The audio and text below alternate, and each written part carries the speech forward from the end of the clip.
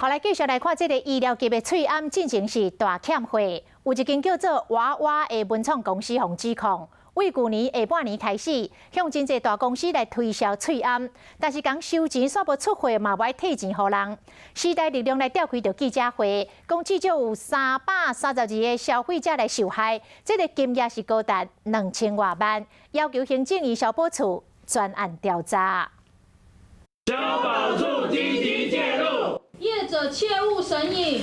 时代力量的民意代表接到民众投诉，甲娃娃文创买医疗级的喙암拢提无回应。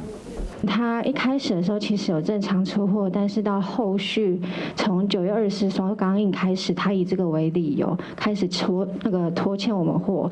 娃娃文创他一直表示他在湖口有工厂，他有在生产，而且也正常的出货。那为什么我接触到还有大家接触到这么多的受害者，到现在还没有拿到？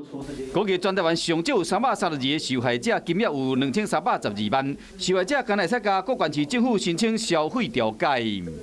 如果他在台中调解不成立的话，对不对哈？如果他的方案可能不成立，那可能后面就直接打团送。我目前还没有查到，就是他有制造医用口罩的许可证。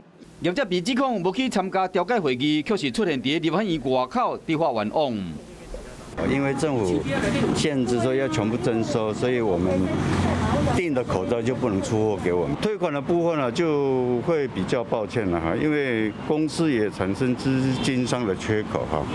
娃娃文创拒绝退钱，是不是有法度完成出货，抑佫唔知影。时代力量呼吁检调单位爱去处理，并且要求行政消保处爱专案协助救济，替这消费者讨回公道。